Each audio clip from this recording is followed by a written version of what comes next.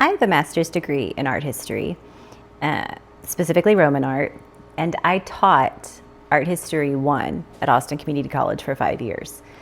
Art History 1 is prehistoric art through the Middle Ages, and so my class stopped right before the Renaissance. It was just Western art, nothing in the East, nothing in South America, Western as in European and Middle Eastern. So that time period I am just very aware of.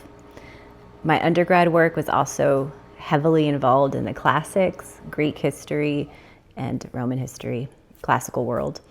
So I would say I'm an expert on antiquity through the Renaissance, more or less. The Middle Ages, I'm not that great with, but you understand.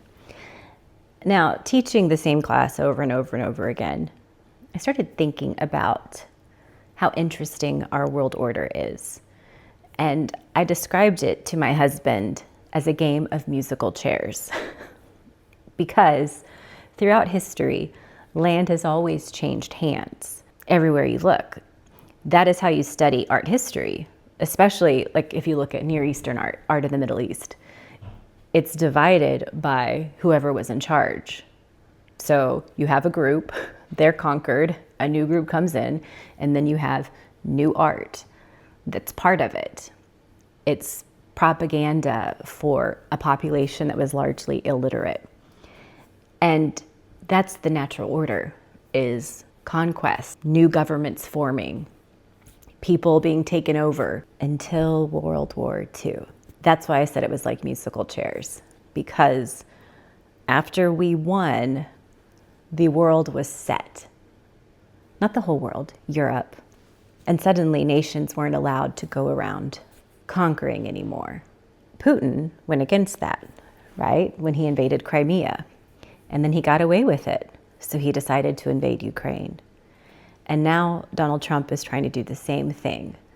Only rather than just taking land, he's making a huge stink about it and trying to destroy the whole world order, which is interesting. And I think what's important to understand is that his way of doing it, his way of thinking, Stephen Miller's way of thinking, that is natural. That is human nature. That has been the case for thousands of years.